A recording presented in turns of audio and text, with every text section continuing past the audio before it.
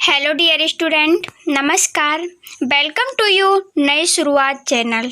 So guys, आज हम देखेंगे कक्षा 10 का अध्याय 5 विज्ञान विषय का। सो गाइस, देखते हैं साइंस का अध्याय लेसन 5 तत्वों का आवर्त वर्गीकरण। एनसीईआरटी बुक है गाइस। एनसीईआरटी बेस हमने ये नोट्स तैयार किए हैं, आपको निष्कर्ष रूप में है गाइस। हमें आपका एक एक वर्ड से एनसीईआरटी तो पढ़ाते ही हैं, साथ में निष्कर्ष रूप में भी आपको देते हैं। सो गाइस, यदि आप 3-4 वीडियो यदि आप नहीं देख पाते हैं, आपको कोई भी प्रॉब्लम होती है, तो आप निष्कर्ष बस पढ़ लेंगे तो गाइस आपको आराम से समझ में आएगा। इसीलिए हमने गाइस निष्कर्ष पार्ट बनाया है, मतलब पूरी वीडियो की समरी बनाई है, समरी पार्ट। यदि आप इसको बस भी देख लेते हैं तो हम आपसे वादा करते हैं कि आपको अच्छी तरह से समझ में आएगा, आपको रटना नहीं पड़ेगा और आप स्थायी रूप से पढ़ाई करेंगे गाइस। हमारी वीडियो लंबी ज़रूर होती हैं, लेकिन आप ध्यान रखिएगा गाइस, ये मतलब जो देर तक यदि हम अच्छे से सीख लेते हैं, टाइम लगाते हुए सीखते हैं, तो हमें क्या होता है, वो ज्ञान बहुत लंबे समय तक स्थायी रूप से स्थित रहता है। सो गाइस, हम ज़्यादा देर न करते हुए चलते हैं आज की वीडियो की ओर और देखते हैं तत्वों का आवर्त वर्गीकरण। सो गाइस, क्या होते हैं तत्व, हम देखते हैं पृथ्वी पर यौगिक हो या अभी 118 तत्व खोजे गए हैं। हम देखते हैं जो पृथ्वी में कहीं भी हो, कोई भी पदार्थ हो, यौगिक हो, मिश्रण हो, कुछ में भी हो गैस, उसमें क्या होते हैं, तत्व ही होते हैं। सो गैस, तत्व ही होते हैं। प्रत्येक पदार्थ क्या होता है गैस, तत्व ही होता है। अभी तक 118 तत्व खोजे जा चुके हैं और 94 तत्व क्या हैं गैस, प्राकृतिक रूप से विद्यमान है। सो गैस, आप देख सकते हैं ये हैं क्या तत्व हैं, बहुत सारे तत्व हैं, जैसे एल्यूमिनियम। जो तत्व होते हैं गाइस, जो वर्गीकरण किया गया है, आवर्त वर्गीकरण किया गया है, इनको व्यवस्थित करने की कोशिश की है गाइस वैज्ञानिकों ने। सो गाइस, देखते हैं जैसे इनको व्यवस्थित करने में एक खंड में उनका क्या दिया गया है गाइस, परमाणु संख्या लिखी गई है, उसका सिंबल निशान लिखा गया है, Al है, मतलब वो एल्यूमिनियम है। सिलिकॉन है, फॉस्फोरस है, और क्या है, सल्फर है गाइस, गैलियम है, Ge मतलब कि जर्मेनियम है, As मतलब आर्सेनिक है। इसी प्रकार गाइस 118 तत्वों की खोज की जा चुकी है अभी वर्तमान समय में। आई होप गाइस आपको समझ में आया होगा।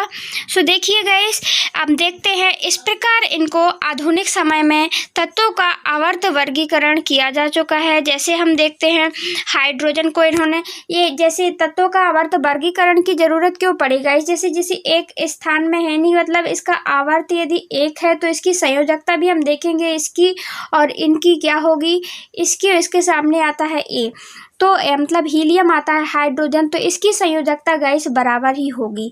आप संयोजकता के बारे में हमने नेक्स्ट लेसन में अच्छे से आपको अध्ययन करवाया था गाइस। इसको हम समूह बोलेंगे, मतलब ये हैं जो इनको समूह बोला जाता है। और जो इस साइड है, मतलब इस ऐसे अपन आड़ी मतलब ऐसी क्षैतिज रेखा खींचते हैं गाइस, तो ये क्या है गाइस, आवर्त हैं, मतलब पीरियड्स हैं। और इनको हम बोलते हैं गाइस, इनको आवर्त बोलते हैं और इनको हम समूह बोलते हैं। मतलब जैसे हाइड्रोजन है, ये फर्स्ट कक्षा में यदि फर्स्ट है, इसका फर्स्ट समूह का आएगा, तो इसके गुण धर्म कैसे होंगे, फर्स्ट यदि फर्स्ट में है तो हम जान जाएंगे कि ये अति सक्रिय, यदि फर्स्ट समूह में आते हैं तो अति सक्रिय पदार्थ होंगे, बहुत ही सक्रिय धातुएं होंगी। गैस यहाँ देखते हैं हम, ये अधातु होती हैं, ये धातु होती है, ये उपधातु होती हैं। इस प्रकार इनके मतलब 5 ब्लॉक्स अलग होते हैं, 5 ब्लॉक्स बनाए हुए हैं। सो गाइस, इसके बारे में हम ये आधुनिक आवर्त सारणी है, ये बहुत सारे तत्व हैं जिनके मिलते जुलते रहते हैं थोड़ी बहुत, तो उनको उसकी आवर्त सारणी के अनुसार रखा जाता है। सो गाइस, देखते हैं आगे तत्वों के बारे में हम कौन कौन से वैज्ञानिक आए, उन्होंने वर्गीकरण की ज़रूरत क्यों पड़ी गाइस। आप सोच सकते हैं गाइस कि जब इतने सारे तत्व हैं गाइस, यदि हमको किसी तत्व की कोई ज़रूरत होती है तो हम इतने सारे तत्व यदि मिक्स होंगे वातावरण में, एक तो हम इनके गुण धर्म को नहीं समझ पाएंगे गाइस। क्या समझ पाएंगे? बहुत ज़्यादा प्रॉब्लम होगी।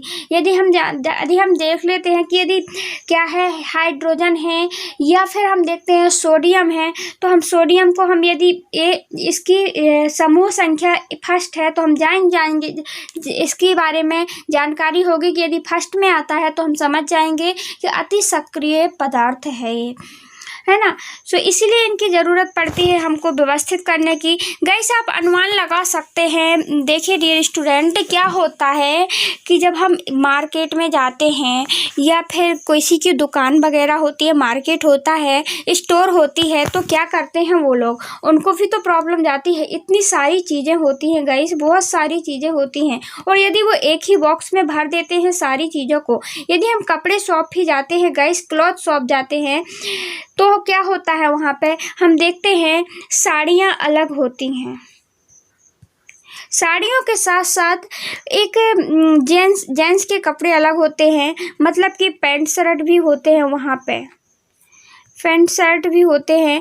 पैंट शर्ट के साथ साथ वहाँ पे एक ही दुकान में हम देखते हैं कि बच्चों वाले कपड़े भी हम देखते हैं। कस्बे लेवल में एक ही दुकान में इतने सारे कपड़े रखे होते हैं वो लोग, अलग अलग कैटेगरी के।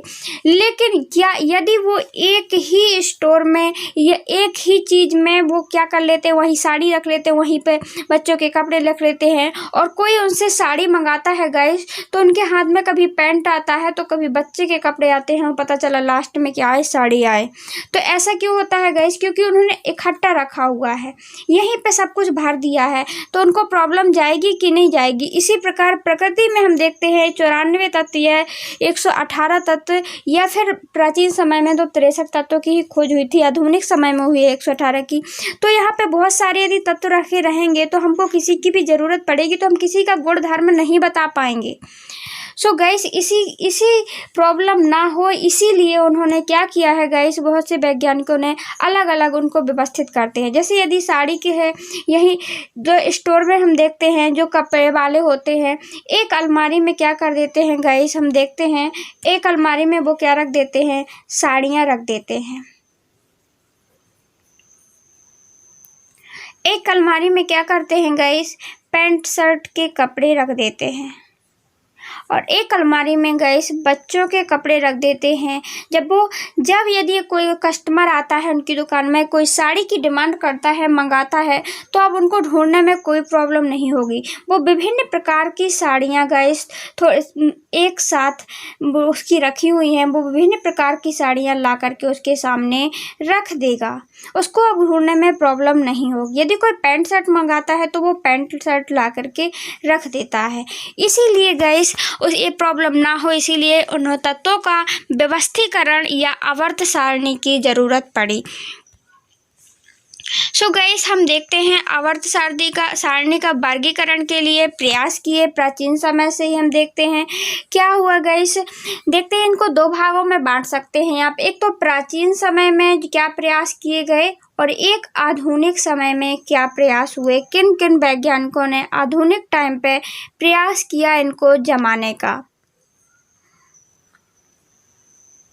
सो गाइस देखिए, जो प्राचीन समय और आधुनिक समय, अभी हम देखेंगे प्राचीन समय में कौन कौन से वैज्ञानिक रहे। प्राचीन मतलब पुराने समय, इतिहास टाइम पे किन वैज्ञानिकों ने इसके बारे में क्या किया गाइस, प्रयास किया। सो गाइस हम देखते हैं प्राचीन समय के बारे में, तो डॉवेराइनर हैं, न्यूलैंड्स हैं और मेंडलेफ हैं। ये तीन वैज्ञानिक थे गाइस जिनको हम प्राचीन समय में पढ़ेंगे, इतिहास टाइम देखेंगे, तत्वों का वर्गीकरण किया था इन्होंने।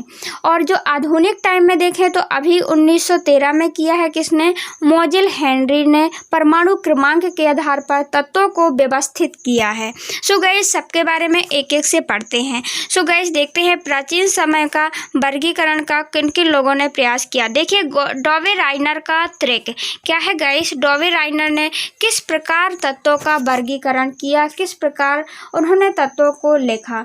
डॉवेराइनर जी हैं गाइस, तो उन्होंने क्या त्रिक बनाया, क्या सूझा गाइस उन्हें कि मतलब कि देखिए जो हम देखते हैं यहाँ पे लिथियम है, पोटेशियम है, ये विभिन्न प्रकार, यहाँ हम देख सकते हैं ये बहुत सारे तत्व होते हैं, 118 पाए जाते हैं। अभी उस समय तो 56 तत्व ही थे गाइस मौजूद थे।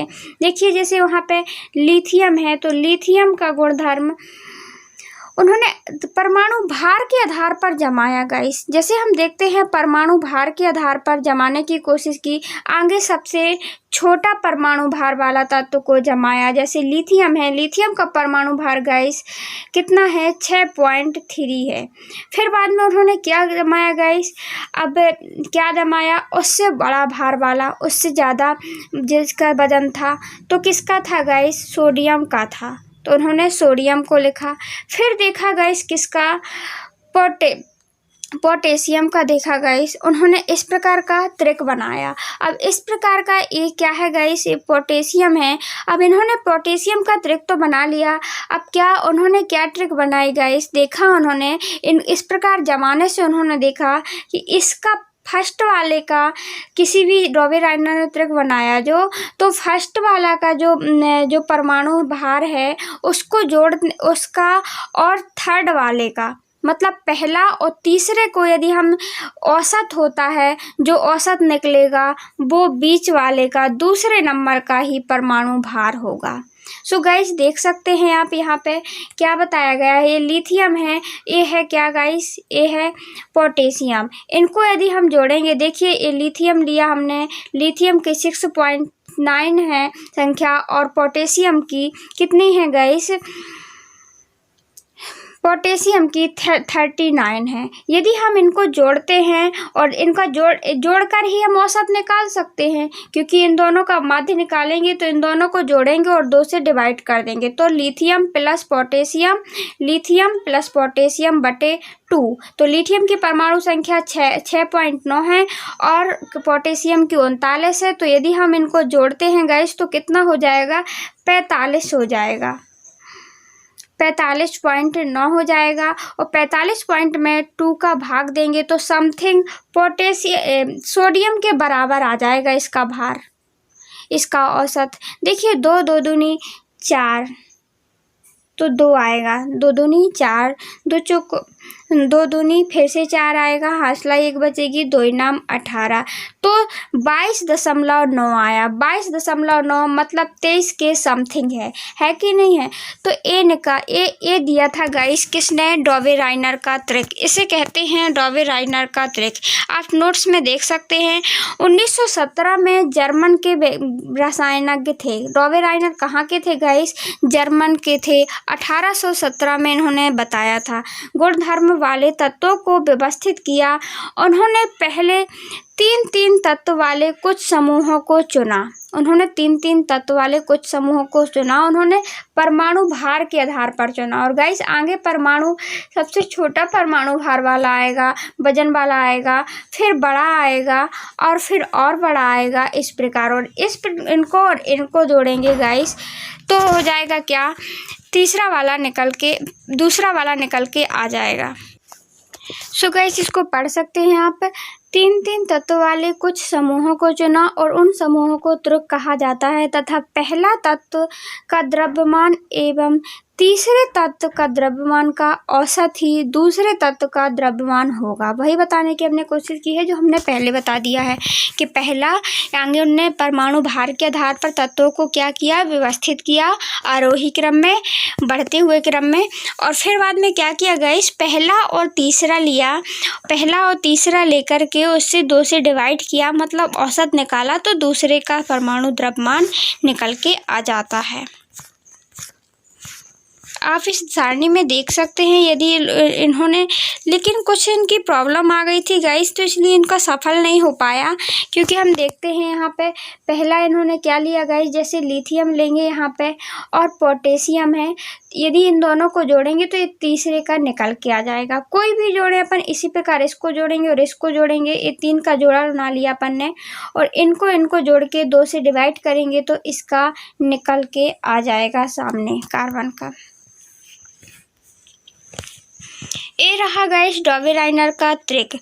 अब इसके क्या दोष थे गाइस, हमने तो अभी इसका डॉवेराइनर का ट्रिक देखा, क्या यह सफल क्यों नहीं हुआ, दूसरे ही वैज्ञानिक व्यवस्थित करने के लिए क्यों आना पड़ा, तो हम इसको देख सकते हैं। डॉवेराइनर के ट्रिक व सीमाओं के दोष। तत्वों में केवल 3 त्रिक ही ज्ञात कर सके, इसलिए त्रिक में वर्गीकृत करने की यह पद्धति सफल नहीं रही। सो गाइस देखा इन्होंने, ये तो कह दिया हमने कि लिथियम और पोटेशियम को यदि जोड़ेंगे तो एक कौन निकल के आएगा गाइस, बराबर सोडियम निकल के आ जाएगा।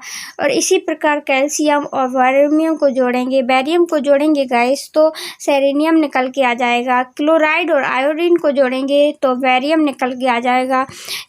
यहीं तक इनका 3 त्रिक ही बना पाए ये, और इसके बाद ये रूल फॉलो नहीं हो रहा था। फिर इनमें क्या हो गया गाइस, इनमें प्रॉब्लम हो गई। फिर यदि ये 3 को जोड़ते थे गाइस, फर्स्ट को और तीसरे को, तो दूसरे का संख्या में बहुत ज़्यादा डिफरेंस आने लगता है और फिर इनका ट्रिक समाप्त हो जाता है। मतलब ये इनकी कही हुई बात फिर नहीं चल पाती है, फिर इनमें गैप आने लगता है। इसीलिए ये 3 त्रिक तक ही आ पाया, इनका ट्रिक इतना ही बन पाया। Lithium, sodium, potassium, calcium, cerium, barium, chloride, bromine, iodine, यहीं तक इनका समाप्त हो जाता है। आई होप गाइस आपको समझ में आया होगा डॉवेराइनर ने क्या कहा।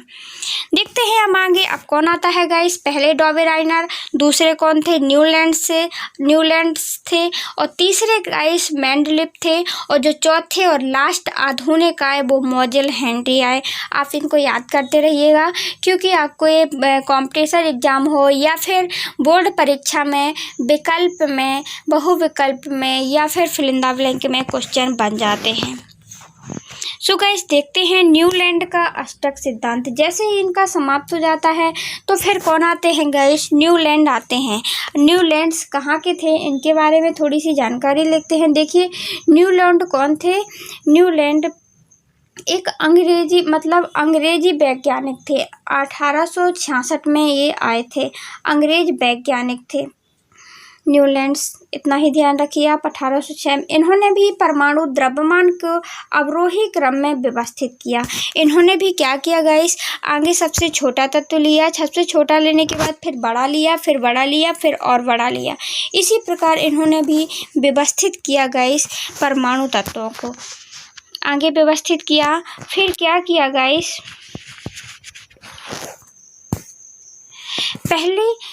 पहले क्रम में द्रव्यमान वाले हाइड्रोजन से आरंभ किया तथा 56वें तत्व थोरियम में समाप्त कर दिया। उन्होंने पाया कि प्रत्येक 8वां तत्व पहले गुणधर्म के समान है। उन्होंने तत्व की तुलना अलग से की। सो गाइस इसलिए उसको अष्टक सिद्धांत भी कहते हैं। गाइस यहाँ पे क्या बताया गया है, हम आपको बता रहे हैं। देखिए इन्होंने क्या कहा, ये कहाँ के वैज्ञानिक थे गाइस, 1866 में आए थे। अष्टक, न्यूलैंड का अष्टक सिद्धांत दिया। न्यूलैंड का अष्टक सिद्धांत क्या होता है, अष्टक सिद्धांत। इन्होंने क्या किया गाइस, आगे हाइड्रोजन से क्या बताया है यहाँ पे आप देख सकते हैं। इन्होंने सबसे पहले हाइड्रोजन से प्रारंभ किया, सबसे कम द्रव्यमान वाले तत्व से इन्होंने प्रारंभ किया। मतलब कि हमने वही बताया कि आगे भार के आधार पर उन्होंने आरोही क्रम में जमाना प्रारंभ किया। आगे सबसे छोटा द्रव्यमान वाला तत्व लिया, सबसे छोटा द्रव्यमान वाला तत्व था गाइस हाइड्रोजन से इन्होंने प्रारंभ किया। हाइड्रोजन के बाद कौन लिया गाइस, लिथियम लिया। लिथियम थोड़ा सा बड़ा है। फिर क्या लिया गाइस, बैरियम लिया। फिर इसी प्रकार बोरॉन लिया, फिर कैल्शियम लिया, फिर नाइट्रोजन, ऑक्सीजन लिया। इस प्रकार उन्होंने ये जमाते गए। फिर उन्होंने कुछ समय, फिर उन्होंने अपने चेक किया गाइस, कुछ टाइम तक जमाते गए। भार उन्होंने देखा कि हाइड्रोजन देखा, जमाया पहला। इन्होंने जो आपने देखा होगा सारे गामा के अनुसार अष्टक सिद्धांत को जमाने की कोशिश की थी। कैसे, जैसे अपने स्वरों में आता है ना गाइस, अष्टक होते हैं। तो उन्होंने देखा कि जैसे फर्स्ट जमाया, फर्स्ट लिखा, सेकेंड, थर्ड, फोर्थ लिखा गाइस 5 6 7, 7 के बाद फ्लोरीन आया गाइस। तो उन्होंने क्या देखा, जो पहला तत्व है और जो 8वां तत्व है उसके गुणधर्म क्या थे गाइस, इक्वल थे। अब फिर से यदि उन्होंने स्टार्ट किया, फिर से यहाँ देखा 1 2 3 4 5 6, देखिए सॉरी, तो 8वां तत्व का समानता थे, जैसे 1 2 3 4 5 6 7 और 8, तो 8वां तत्व क्या था, समान था। इसी प्रकार 1 2 3 4 5 6 7 8 क्लोराइड जो मिला वो भी इसके समान था। तो इस प्रकार उन्होंने क्या देखा कि फर्स्ट से लेकर इसी प्रकार उन्होंने इसकी सिद्धांत की तुलना किससे की है, सारे गामा पा धा नी, ये भी कितने होते हैं गाइस, 7 अष्टक होते हैं। 8वां तत्व इनमें भी सा ही आएगा। इसी प्रकार इसमें भी इन्होंने यहाँ से यदि अपन गिनना करें तो यहाँ पे अष्टक अपना यहाँ बनेगा। तो सोडियम का और पोटेशियम का गाइस जो परमाणु गुणधर्म है वो मिलता हुआ दिखाई देगा, ये उन्होंने कहा। यदि हम यहाँ से गिनना स्टार्ट करें तो कैल्शियम मिल जाएगा। देखिए मैग्नीशियम 1 2 3 4 5 6 7 8 आया कैल्शियम में। तो कैल्शियम और मैग्नीशियम का क्या गुणधर्म मिलता हुआ उनको दिखाई दिया। इसी प्रकार हम देख सकते हैं एल्यूमिनियम को लगाएं तो एल्यूमिनियम से जो क्या है, गैलियम है, क्रिप्टॉन है। सो गाइस जैसे इसी प्रकार यदि उन्होंने अष्टक सिद्धांत को देखा और उनको समानता दिखाएगी। न्यूलैंड का अष्टक सिद्धांत की सीमा देखेंगे यदि गाइस हम, तो ये अष्टक सिद्धांत, लेकिन इसमें क्या दोष पाया गया कि इसके बाद भी एक वैज्ञानिक कौन आए गाइस, इसके बाद के वैज्ञानिक पहले डॉबेराइनर आए, दूसरे न्यूलैंड्स आए और तीसरे वैज्ञानिक आते हैं गाइस मेंडलेव। तो इनको यदि पूरी तरह से जमा देते तो ये वैज्ञानिक क्यों आते, क्योंकि इन्हें भी असफलता का भी सामना कुछ तक उपलब्धि थी इनकी, लेकिन फिर भी पूरे में यह नियम फॉलो नहीं हो रहा था कि एक के बाद अष्टक होगा जो 8वां तत्व होगा, और पहला तत्व में जो इन्होंने समानता का नियम बनाया था गाइस, तो वो कुछ तत्वों तक ही फॉलो हुआ, उनमें समानता पाई गई, लेकिन बाद में ये समानता नहीं रही। बाद में यदि हम और जैसे ही तत्व बढ़ते गए गाइस तो उनमें समानता देखने को नहीं मिली। सो न्यूलैंड के अष्टक सिद्धांत की सीमा देखते हैं। देखिए यह अष्टक सिद्धांत हल्के तत्वों पर लागू होना। सीमा मीन्स होता है दोष देखना। अपन अष्टक सिद्धांत के दोष क्या पाए गए, तो ये हल्के तत्वों पर लागू होता है। जैसे हम हल्के तत्व मतलब हाइड्रोजन का परमाणु भार मतलब बहुत ही कम है, 1 है इसकी इलेक्ट्रॉन्स की संख्या। तो अष्टक सिद्धांत में क्या देखा इन्होंने कि इनके जो हल्के तत्व से उन्होंने लागू किया और वहीं तक लागू हुआ, फिर बाद में लागू नहीं हो पाया। अष्टक सिद्धांत केवल कैल्शियम तक ही लागू होता है तथा कैल्शियम के बाद प्रत्येक 8वें तत्व के गुणधर्म पहले तत्व से नहीं मिलते हैं। पहला क्या है, पहला हमने क्या देखा गाइस, इसका पहला हम बताएं तो क्या देखा हमने, अष्टक सिद्धांत हल्के तत्वों में लागू होता है। दूसरा 56 से अधिक तत्वों की खोज, उन्होंने कहा था गाइस जैसे 56 से अधिक तत्व की खोज का होना। तो इन्होंने क्या बोल दिया था गाइस, न्यूलैंड्स ने बोल दिया था कि 56 से अधिक तत्व अब पृथ्वी में नहीं आएंगे और ना ही खोजे जाएंगे, जबकि हम आधुनिक टाइम पे देखते हैं तो 118 तत्वों की खोज हो चुकी है। तो दूसरी गलती इनकी यहाँ पे होती है। पहली गलती कि हल्के तत्वों से इन्होंने लागू किया और लास्ट में इनका नियम फॉलो नहीं होता है अष्टक का कि पहला तत्व और 8वां तत्व मिल जाएगा। तो हल्के तत्वों पर इनका नियम लागू ना हो पाना, और दूसरा और भी तत्वों की खोज होना, 56 से अधिक तत्वों की खोज होना, दूसरा दोष। तीसरा हम देखते हैं गाइस, न्यूलैंड ने कहा था हाँ, वह तीसरा हम देखते हैं कुछ असमान तत्वों के स्थान में रखना। कुछ असमान तत्वों को एक ही स्थान में रखना, जो मिलते भी नहीं हैं उनको भी इन्होंने क्या रख लिया था, समान तत्वों के आधार पर रखना। तो हमने यहाँ पे कितने दोष देखे गए, 3 दोष देखे। कौन कौन से, तो आप कीवर्ड में लिख सकते हैं। आप इतना बस लिख लीजिए गाइस, तो आपको याद रहेगा। फिर बाद में इसके अंदर का तो आप लिख ही ले जाएंगे। अष्टक सिद्धांत के हल्के तत्वों में लागू होना। अष्टक सिद्धांत सभी तत्वों में लागू नहीं होता था। जैसे कि हमने देखा कुछ तत्वों में लागू हुआ, कुछ में नहीं हुआ, तो हल्के तत्वों में लागू होना।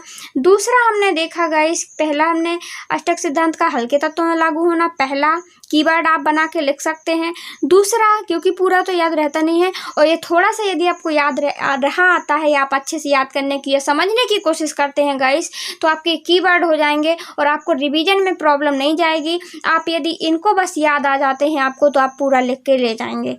तो 56 से अधिक तत्वों की खोज होना।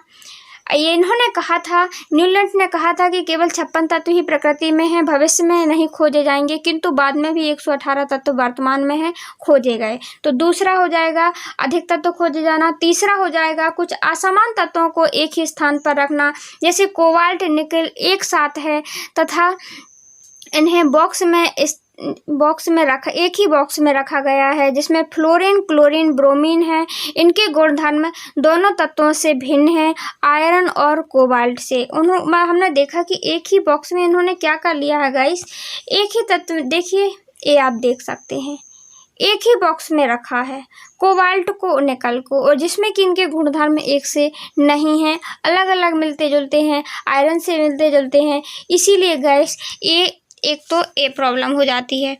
कुछ असमान तत्वों को एक स्थान में रखना। तो 3 हमने इसकी क्या देखी गाइस, सीमाएं देखी। क्विक रिवीजन जल्दी से बताइए गाइस। पहला हमने क्या देखा, पहला हमने देखा कि मेंडलीफ ने न्यूलैंड्स ने क्या कहा था कि अष्टक सिद्धांत पहला हल्के में लागू होना, इसने कहा था सब में लागू होगा, मतलब पहला 8वां तत्व मिल जाएगा उसके गुणधर्म।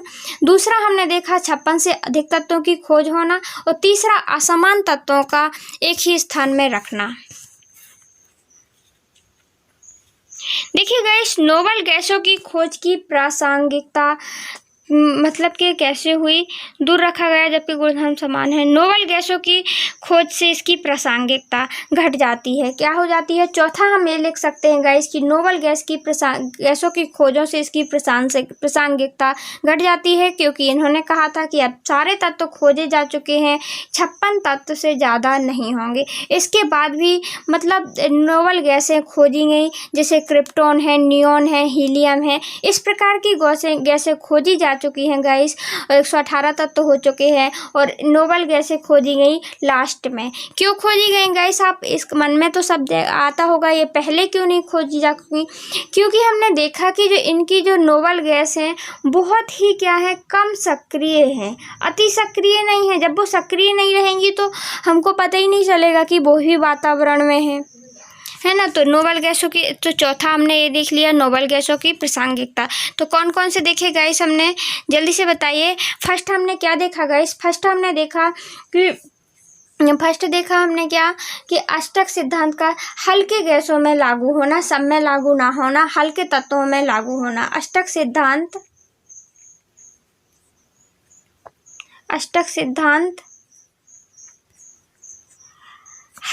हल्के परमाणु तत्व में लागू होना, फिर बाद में लागू नहीं होता हल्के परमाणु। आप ये लिख लेना अलग से बना के, कीवर्ड रूप में बहुत हेल्पफुल रहेंगे गाइस। दूसरा हमने क्या देखा, दूसरा हमने देखा कि 56 से अधिक तत्व खोजे गए। तीसरा हमने क्या देखा गाइस, तीसरा हमने देखा कि मतलब इन्होंने कह दिया था, हाँ ये भी देख लिया, और हल्के तत्वों की खोज होना, 56 से अधिक तत्व, और चौथा हमने नोबल गैसों की खोज की प्रासंगिकता देख ली। और तीसरा हमने देखा था गाइस, आप ध्यान करिए कि एक ही बॉक्स में अलग अलग गुणधर्म वाले तत्वों को भी उन्होंने रख लिया था। एग्जाम्पल के लिए जैसे कोबाल्ट और निकल है, उन्होंने एक ही बॉक्स में रख लिया था। तो कुछ असमान तत्वों को भी अपनी सारणी में जगह नहीं दी, एक ही स्थान पर रख लिया। तो 4 हमने और नोबल गैसों की खोज हुई। तो 4 हमने देख लिए। यहाँ पे लिखने में प्रॉब्लम जाती है, आप कीवर्ड बना के लिख सकते हैं। सो गाइस, मेंडलीव की आवर्त सारणी। अब हम देखेंगे क्या गाइस मेंडलीव की आवर्त सारणी के बारे में।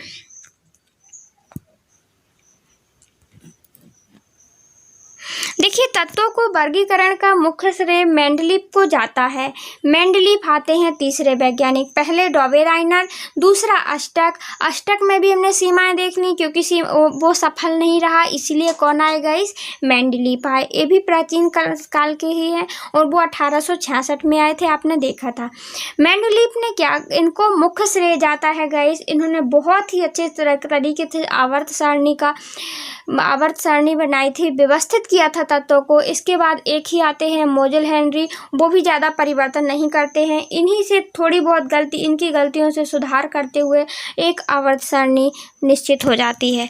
सो गाइस, देखिए, तत्वों का वर्गीकरण का मुख्य श्रेय मेंडलीव को जाता है। ये कहाँ के थे गाइस? ये थे रूस के वैज्ञानिक थे। कहाँ के थे? ये भी रूस के थे।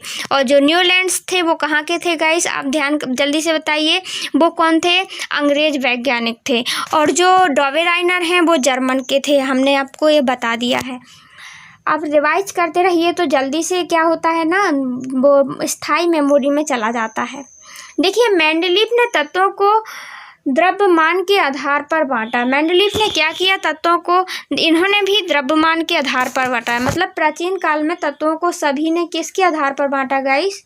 द्रव्यमान के आधार पर बांटा, मतलब भार के आधार पर बांटा। जैसे ही भार, आगे सबसे छोटा वाला लिया, फिर बड़ा वाला लिया, जो जिसकी मतलब द्रव्यमान ज़्यादा है, फिर और बड़ा लिया। इस प्रकार आरोही क्रम में व्यवस्थित किया। फिर क्या किया गाइस? रासायनिक गुणधर्मों में मेंडलीव ने ऑक्सीजन तथा हाइड्रोजन को अति सक्रिय तत्व को लिया। गाइस, उन्होंने क्या किया? मेंडलीव ने आगे तो छोटे तत्व लिया, फिर बड़ा लिया, फिर बड़ा लिया और बड़ा लिया। तो रासायनिक गुणधर्म देखने के लिए गाइस उन्होंने कौन से तत्व को ज़्यादा प्रयोग में लिया? उन्होंने ऑक्सीजन को लिया मूलतः। मतलब मेन तत्व कौन से लिए गाइस?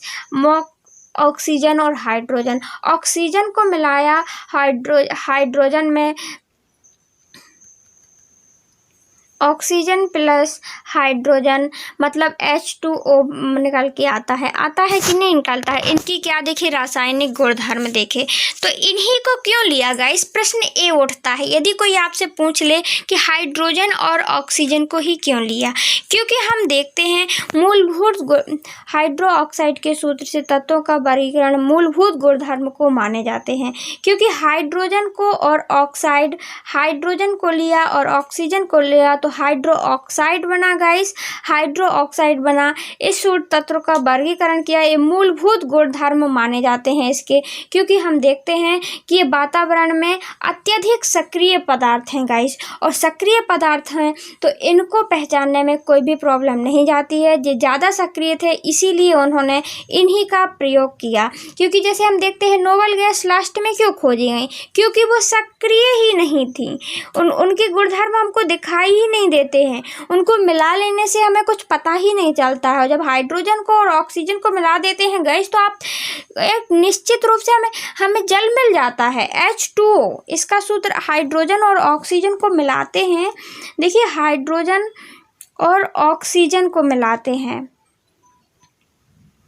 यदि 2 हाइड्रोजन के परमाणु मिलाते हैं गाइस और एक ऑक्सीजन का मिलाते हैं तो क्या निकल के आता है? H2O।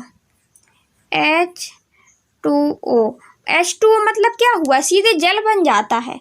तो इतने सक्रिय पदार्थों को उन्होंने ये मूलभूत गुणधर्म वाले माने जाते हैं। देखिए, और उन्होंने क्या किया? 63 तत्वों के लिए 63, अब इनके समय में 63 तत्वों की खोज हो चुकी थी। कितने गाइस? 63 तत्व थे। पहले इन्होंने आरोही क्रम में लगाया, भार के आधार पर, ध्यान रखिए। दूसरा, उन्होंने हाइड्रोजन और ऑक्सीजन से क्रिया करवा करके देखा, मूलभूत मतलब कि गुणधर्म वाले माने जाते हैं, हाइड्रोक्साइड बने। और फिर उन्होंने क्या किया?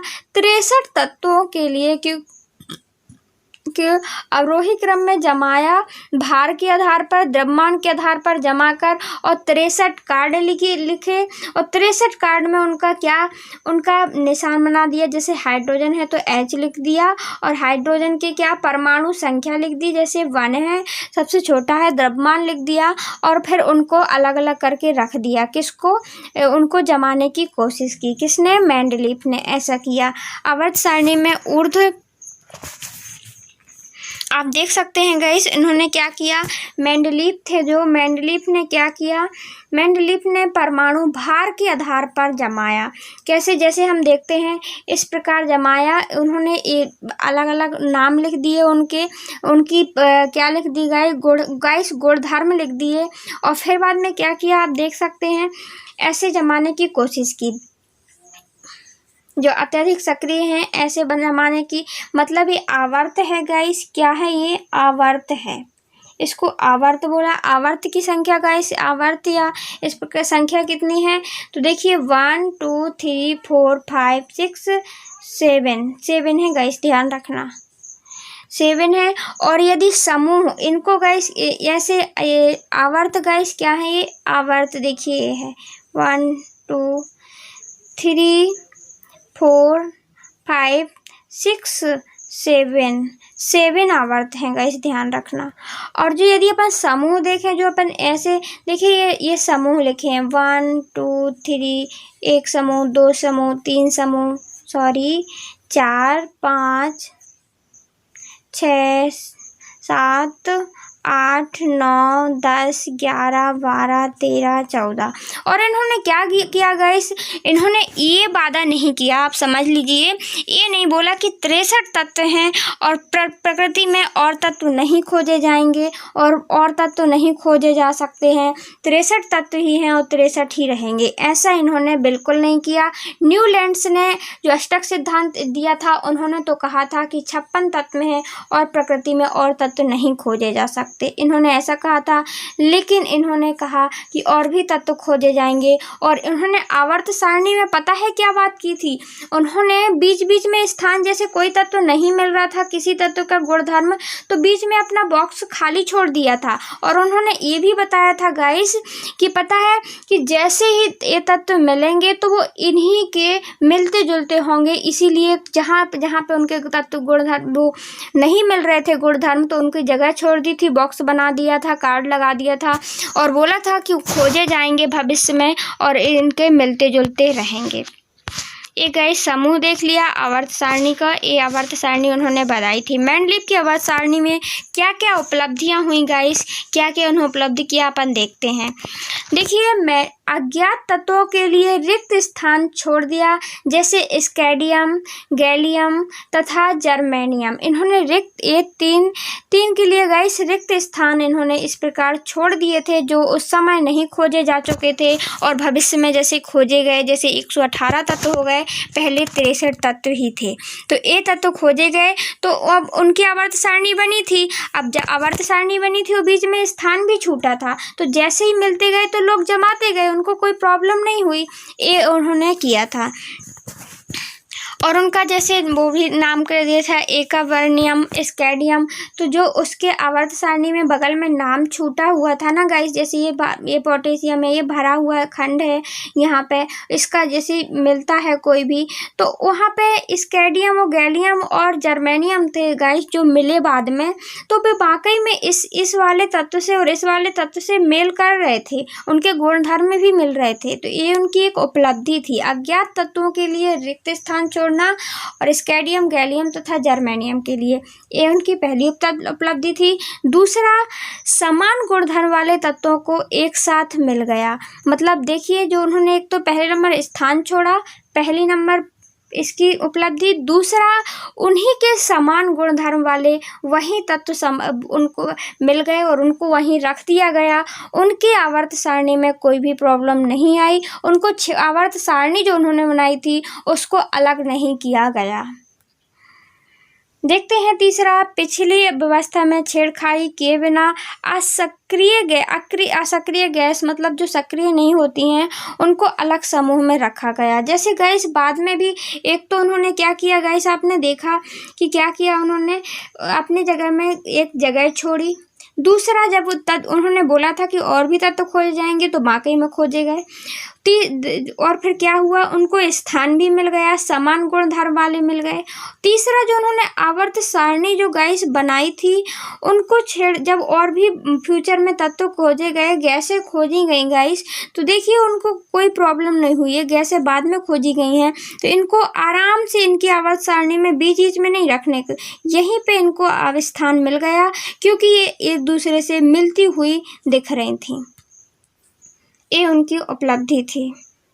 आई होप गाइस आपको समझ में आया होगा। फर्स्ट इनकी क्या उपलब्धि थी, यदि कोई क्वेश्चन आ जाता है कि मेंडलीव की आवर्त सारणी की क्या उपलब्धियां थी, तो पहला रिक्त स्थान को छोड़ना, रिक्त स्थान को छोड़ना, दूसरा समान गुणधर्म वाले तत्वों का मिलना, वैसे ही गुणधर्म वाले तत्व मिल गए।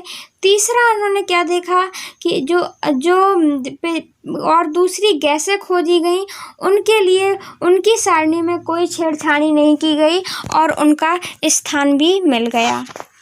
देखिए मेंडलीव की आवर्त सारणी के हम कुछ क्या पढ़ते हैं, दोष देखते हैं। इनमें दोष क्या थे गाइस, क्यों फिर आधुनिक सारणी में इनको वो किया गया। देखिए समस्थानिक की स्थिति स्पष्ट नहीं की थी। इन्होंने समस्थानिक की स्थिति स्पष्ट ना करना मतलब कि जैसे आवर्त सारणी बनाई थी गाइस, तो जो समस्थानिक है जो भार के आधार पर उन्होंने बनाई थी, जैसे हाइड्रोजन की भार के अनुसार 1 है और हाइड्रोजन 2 है, हाइड्रोजन 3 है, तो यहाँ पे 2 जगह लिखी हुई है हाइड्रोजन, आप देख लेना जो मेंडलीव की आवर्त सारणी है तो क्या है वहाँ पे 2 और इनकी जो परमाणु संख्या है वो 1 ही है, तो इन्होंने पहले में भी लिख दिया है हाइड्रोजन को और 7वें में भी जाकर के हाइड्रोजन को लिख दिया है, तो समस्थानिक की स्थिति स्पष्ट नहीं थी। देखिए यहाँ पे भी था और यहाँ पे भी हाइड्रोजन उनका था, कहाँ पे यार था तो हाइड्रोजन का। तीसरा हम देखा हमने, हाँ तो दूसरा हम देखते हैं, पहला दोष समस्थानिक की स्थिति स्पष्ट नहीं थी। दूसरा हमने देखा हाइड्रोजन का स्थान निश्चित ना होना, क्योंकि उन्होंने 2 जगह लिख दिया था, उनका कोई 7वें में भी उसका गुणधर्म मिल रहा था और पहले में भी मिल रहा था गाइस, तो उन्होंने क्या किया था, दोनों जगह लिख दिया था, इसीलिए इनकी एक दोष था, ठीक है ना। तीसरा हम देखते हैं इनका क्या दोष था, कुछ तत्व परमाणु द्रव्यमान के अनुसार अनुचित क्रम पे लिखे हुए थे, जैसे कोबाल्ट और निकल, ये अनुचित क्रम पर थे। सो गाइस जो कोबाल्ट और निकल का, जैसे कि अपन कोबाल्ट की जो परमाणु संख्या है गाइस वो कितनी है हम देखते हैं, और निकल को उन्होंने अनुचित क्रम लिख दिया था, मतलब कोबाल्ट की जो परमाणु संख्या है गाइस 28 है और निकल की 27 है, तो उन्होंने क्या कर दिया था, यहाँ एक मिस्टेक की थी, आगे उन्होंने कोबाल्ट को रख दिया और फिर लिख दिया गाइस निकल को, इसलिए उनकी संख्या में क्या हुआ, उनकी आवर्त सारणी में उनको दोष लिखा जाता है, सीमाएं लिखा जाता है कि मतलब कोबाल्ट की परमाणु द्रव्यमान के अनुसार अनुचित क्रम किया। तो जो आने वाले जो वैज्ञानिक थे उन्होंने क्या किया, क्योंकि उन्होंने भार के आधार पर बनाया था, तो और जब जो परमाणु संख्या के आधार पर बनाएंगे, जो अपने मोजेल हेनरी साहब हैं गाइस वैज्ञानिक हैं, तो वो क्या करेंगे, आगे निकल को रखेंगे, क्योंकि आगे परमाणु संख्या कितनी है 27 है और इनकी 28 है कोबाल्ट की, तो गाइस इस आधार पर रखेंगे तो वो सही हो जाएगी। आई होप गाइस आपको समझ में आ रहा होगा, समझ में आए तो प्लीज़ लाइक करिए, हमें सपोर्ट करिए। सो गाइस आप देख सकते हैं ये है मेंडलीव की आवर्त सारणी, इस प्रकार बनाई थी उन्होंने, मेंडलीव ने आवर्त सारणी, तत्वों की आवर्त सारणी आप देख सकते हैं। इस सारणी में उन्होंने जो हमने बताया कि उनकी कमियां क्या थी, तो आप देख सकते हैं इनकी कमियों को, कि इन्होंने जो तीसरी कमी हमने निकाली है, जो कोबाल्ट तथा निकल की संख्या परमाणु स्तर के अनुसार द्रव्यमान के अनुसार सही ना होना, मतलब कि आगे देखिए आप कोबाल्ट का कोबाल्ट का परमाणु भार 58.93 है, जबकि निकल का परमाणु भार 58.71 है। तो निकल का कम है तो निकल को आगे आना चाहिए, बाद में कोबाल्ट को आना चाहिए। तो यह उसका क्या है, एक दोष है। यह आवर्त सारणी का इन्होंने दोष बताया। और कौन सा दोष था गाइस? हाइड्रोजन का समस्थानिक मतलब समस्थानिकों की संख्या का निश्चित ना होना, हाइड्रोजन की संख्या का निश्चित ना होना। देखिए जो हाइड्रोजन गाइस यहाँ पे है, उसके जो समूह में, इसके समूह में भी मिलता है गाइस हाइड्रोजन, और इसका स्थान 7वें स्थान पर भी हाइड्रोजन हमको मिल जाता है। इसीलिए ये इसके दोष हो जाते हैं, क्योंकि हाइड्रोजन को हमने देखा था हाइड्रो ऑक्साइड के साथ क्रिया करता है, RH2 RH2 RH4 RH3 RH2 और RH7 की तरह। तो इसका हाइड्रोक्साइड मूलभूत क्रिया मानी जाती है। किसकी? मेंडलीव की आवर्त सारणी में उन्होंने किस पे, क्योंकि अधिक सक्रिय पदार्थों को उन्होंने और के साथ में उन्होंने क्रिया करवाई थी और उसको देखा था, क्योंकि हाइड्रोजन और ऑक्सीजन अधिक सक्रिय तत्व होते हैं। उसके बाद गाइस मेंडलीव की आवर्त सारणी को हमने देखा और इसके दोष भी देखे, गुण भी देखे गाइस। इसके फ़ायदा क्या हुआ, क्योंकि उन्होंने बीच बीच में स्थान को छोड़ दिया था और जो मिलने वाले तत्व थे जैसे एका बोरियम, उसके बाद जो गुणधर्म आए गाइस, उसी के गुणधर्म के अनुसार इन्होंने 3 जगह छोड़ी थी। जैसे देखिए गाइस, इनकी सारणी में बॉक्स बहुत दिखाई देते हैं। और साथ में जो बाद में जो आवर्त सारणी बनने के बाद में जो फ्यूचर में जो गैसें खोजी गई गाइस, कम सक्रिय थी, तो उनको एक स्थान पर इस प्रकार रख दिया गया, बना दिया गया। उसके लिए इसकी सारणी में संशोधन नहीं हुआ, ये उसकी उपलब्धि थी। आई होप गाइस आपको समझ में आया होगा। समझ में आया है तो लाइक करिए। देखिए ये आवर्त साइड है, 1 2 3 4 5 6 7 तक है। और ये इसके क्या हैं गाइस, ये इसके समूह हैं। समूह आप देख सकते हैं, यहाँ पे समूह लिखा है। समूह की संख्या कितनी है? देखिए ए है, ये इसके समूह हैं और आवर्त ए हैं। सो गाइस, जो मेंडलीव की आवर्त सारणी में जो दोष देखे हमने, 3 दोष देखे थे। मतलब कि समस्थानिकों का स्थिति स्पष्ट नहीं थी। और दूसरा दोष देखा था हाइड्रोजन का निश्चित स्थान न होना। और तीसरा दोष देखा था कोबाल्ट द्रव्यमान के अनुसार कोबाल्ट तथा निकल की संख्या का अनुचित क्रम था, उचित क्रम नहीं था। तो इन्हीं दोषों को दूर करते हुए आधुनिक आवर्त सारणी आई गाइस, इन्हीं दोषों को दूर किया उसने। आधुनिक आवर्त सारणी के जो लाने वाले वैज्ञानिक थे वो कौन थे गाइस? वो थे हेनरी मोजेल। कौन थे? हेनरी मोजेल। उन्होंने क्या किया गाइस, समस्थानिकों की स्थिति स्पष्ट कर दी कि कहाँ पे हाइड्रोजन का पद कहाँ पे रखा जाएगा। तो उन्होंने ये स्पष्ट किया, क्योंकि हमने देख सकते हैं ये है आधुनिक आवर्त सारणी, मतलब कि ये है आधुनिक आवर्त सारणी, मतलब कि हेनरी मोजेल द्वारा निर्मित है। उसी प्रकार इन्होंने परमाणु क्रमांक के आधार पर परमाणु तत्वों को लिखा है गाइस। इन्होंने परमाणु भार या द्रव्यमान के आधार पर नहीं लिखा। इन्होंने क्या लिखा है गाइस? इन्होंने क्रमांक के आधार पर लिखा, जिसका क्रमांक आगे आएगा और उसी वाले तत्व को रखा जाएगा।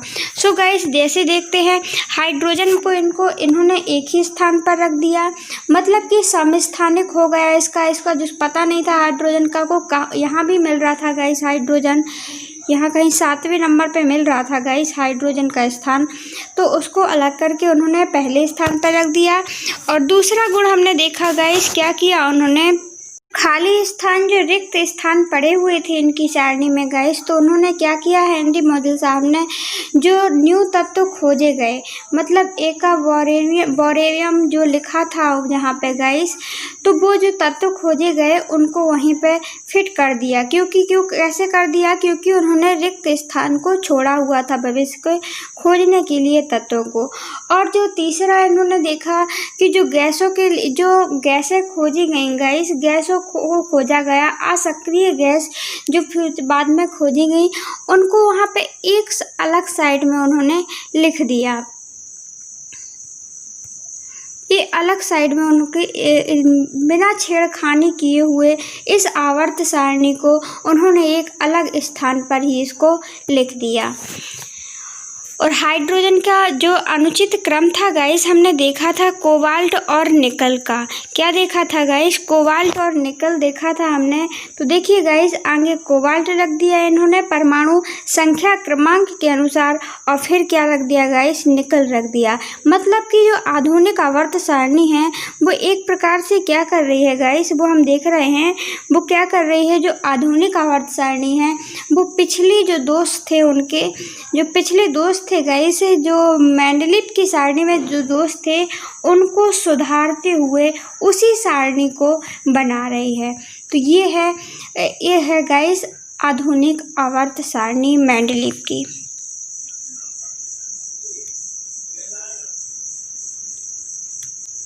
और गाइस जो हेनरी मोजेल साहब ने बताया कि जो हीलियम है गाइस हाइड्रोजन है, और यहाँ पे आप देख सकते हैं गाइस, यहाँ पे हीलियम लिखा हुआ है, He लिखा है, जो कि बाद में खोजा गया है। तो इनके बीच में कोई भी संख्या नहीं आएगी। एग्जाम्पल के लिए जैसा कि इन्होंने क्या बताया गाइस, आप समझ सकते हैं कि वहाँ पे जो हाइड्रोजन परमाणु क्रमांक है वो पूर्ण संख्या होंगे। क्या होंगे गाइस? पूर्ण संख्या होंगे। ये नहीं कि यदि इसका परमाणु क्रमांक गाइस कितना है? 1 है, और इसका भी 1 है। तो यहाँ पे यदि कोई तत्व 1.5 आता है तो उसको बीच में नहीं रखा जाएगा। मतलब कि परमाणु क्रमांक की संख्या जो है गाइस वो उसको पूर्ण होना चाहिए, बटे में या पॉइंट में नहीं आना चाहिए। तो इनके स्थान पर नहीं आएगा। तीन चीज़ इन्होंने देखी। क्या देखा? हाइड्रोजन का स्थानिक किया, हाइड्रोजन की स्थिति इकट्ठी कर दी, ये निश्चित कर दी। और तीसरा हमने देखा कि उन्होंने क्या किया गाइस, उन्होंने बताया कि पूर्ण संख्या के आधार पर ही क्रमांकों का स्थान मिलेगा, ये नहीं कि अपूर्ण संख्या के स्थान पर नहीं। बीच में हाइड्रोजन और हीलियम के बीच में कोई भी परमाणु तत्व नहीं आएगा। सो गाइस इन्होंने इतना ही चेंज किया। आई होप आपको समझ में आया होगा। वही लिखा है, आप यहाँ पे पढ़ सकते हैं। हमने नोट्स में अलग से लिखा हुआ है। देखिए क्या लिखा हुआ है। समस्थानिकों की स्थिति स्पष्ट हो गई। कोबाल्ट उसकी परमाणु संख्या 27 थी तथा वह निकल परमाणु संख्या 28 से पहले आएगा। जो उनका दोस्त था इसमें आधुनिक आवर्त सारणी में ख़त्म हो जाता है। परमाणु संख्या पूर्ण होगी। हाइड्रोजन तथा हीलियम के बीच कोई भी तत्व नहीं आएगा। ये थी गाइस आधुनिक आवर्त सारणी। मेंडलीव की आवर्त सारणी के दोषों को दूर करती हुई हमें नज़र आती है। सो गाइस देखते हैं आगे आधुनिक आवर्त सारणी हेनरी मोजेल। ये होते हैं गाइस आधुनिक आवर्त सारणी के जनक माने जाते हैं। आधुनिक आवर्त सारणी जिसमें कि मुख्य श्रेय हम जानते हैं मेंडलीव को जाता है, क्योंकि उन्हीं के अनुसार ही इन्होंने आगे क्रमांक के आधार पर बनाया है गाइस, और कुछ नहीं। सो गाइस आप पढ़ सकते हैं इसमें तत्वों का भौतिक तथा रासायनिक गुणधर्म परमाणु संख्या पर उसके फलन का आवर्त फलन होता है। क्या होता है गाइस, इसमें ये पूछा गया है क्या होती है आवर्त सारणी। सो आप ध्यान रखिए, परमाणु तत्वों का परमाणु भौतिक तथा रासायनिक गुणधर्म। कोई भी तत्व ले लिया गया, जैसे हाइड्रोजन ले लिया, उसका भौतिक हो चाहे रासायनिक गुणधर्म परमाणु संख्या के आवर्त फलन होता है, उसी को हम कहते हैं आधुनिक आवर्त सारणी। मतलब भौतिक तथा रासायनिक गुणधर्म परमाणु संख्या के आवर्त फलन होता है, उसको हम आधुनिक आवर्त फलन कहेंगे। और ये गाइस जो ये हेनरी मोजेल की है ये आवर्त सारणी की परिभाषा, और जो मेंडलीव थे गाइस उनके अनुसार कैसी होगी। यहाँ परमाणु संख्या के आधार पर उन्होंने किसके आधार पर किया था गाइस, आप जल्दी बताइए। उन्होंने परमाणु संख्या पर के आधार पर ना करके द्रव्यमान भार पर किया था। द्रव्यमान पर आधारित था उनका। किस पर था गाइस, वहाँ पर द्रव्यमान पर आवर्त फलन होता है। तत्वों का भौतिक तथा रासायनिक गुणधर्म परमाणुओं के आवर्त फलन होता है। परमाणु संख्या के आवर्त फलन होता है। तो आप इतना ध्यान रखिए कि भौतिक तथा रासायनिक गुणधर्म तत्वों का कैसा होगा गाइस, परमाणु संख्या के आधार पर होगा। और जो मेंडलीव थे और मेंडलीव के आगे जो भी प्राचीन वैज्ञानिक थे गाइस, उन्होंने परमाणु संख्या के आधार पर नहीं, उन्होंने परमाणु द्रव्यमान के आधार पर आवर्त फलन बनाया था, आवर्त सारणी बनाई थी।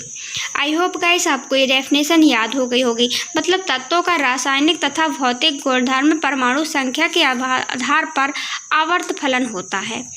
देखिए गाइस, जो तत्वों का परमाणु संख्या तथा प्रोटॉन बराबर होते हैं, इसे Z से निरूपित करते हैं। देखिए जो प्रोटॉन है, परमाणु संख्या क्रमांक, तत्व का परमाणु क्रमांक तथा प्रोटॉन बराबर होते हैं। देखिए जो परमाणु क्रमांक जैसे कार्बन है गाइस, कार्बन का परमाणु क्रमांक कितना है, 6 है। और इसके प्रोटॉन कितने हैं गाइस, इसके प्रोटॉन हम देखेंगे तो कितने हैं, प्रोटॉन हो या न्यूट्रॉन हो तो वो कितने हैं, इसकी संख्या के बराबर होंगे। कितने होंगे, 6 ही होंगे। कितने होंगे प्रोटॉन, 6 ही होंगे। मतलब परमाणु क्रमांक, जो क्रमांक कितना है, 6 है, इसका प्रोटॉन भी कितना होगा, 6 ही होगा। सो गाइस, इस वाले आवर्त सारणी को आप देख सकते हैं। एक बार हमने तो वैसे पहले ही दिखा दिया है, पर एक बार और देख लेते हैं। ये है आधुनिक आवर्त सारणी। इसमें देखिए आप, आवर्त किसको बोलते हैं गाइस, ये आवर्त हैं। क्या है ये गाइस, आवर्त हैं। जैसे हाइड्रोजन, और यहाँ पे क्या आता है गाइस, यहाँ तो पूरी खाली हुई है, और हीलियम, ये क्या है, आवर्त है। ये फर्स्ट आवर्त है। फर्स्ट आवर्त मतलब क्षैतिज रेखा में अपन देखेंगे तो वो आवर्त होगा। और ये हीलियम, और दूसरी कक्षा में कौन सा है guys, helium, barium, aluminium, silicon, sodium नहीं, फास्फोरस है, वो सल्फर है, क्लोराइड है, और क्या है यहाँ पे कोई गैस का नाम लिखा हुआ है गाइस, हम बता देंगे आपको। हीलियम, नियॉन, आर्गन है शायद, हाँ आर्गन है।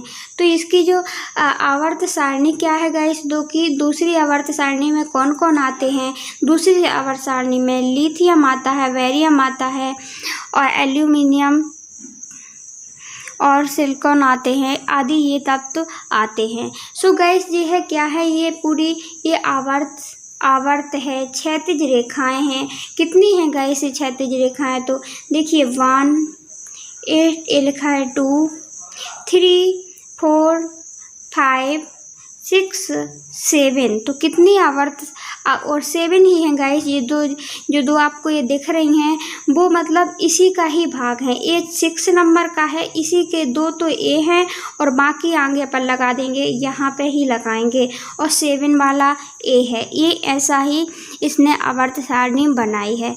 अब देखिए, हमने देखा कि जो उसके आवर्त होते हैं गाइस आवर्त सारणी में, वो कितने हैं, 7 हैं। ठीक है, अब हम देखते हैं समूह क्या होते हैं गाइस, जो ऊर्ध्वाधर रेखाएं हैं। देखिए गाइस, ये जो बॉक्स ऐसे हैं, 1 है, 2 है, 3 है, 4 है, 5 है, 6 है, 7 है, 8 है, 9 है, 10 है, 11 है, 12 है, 13, 15, 16, 17, 18।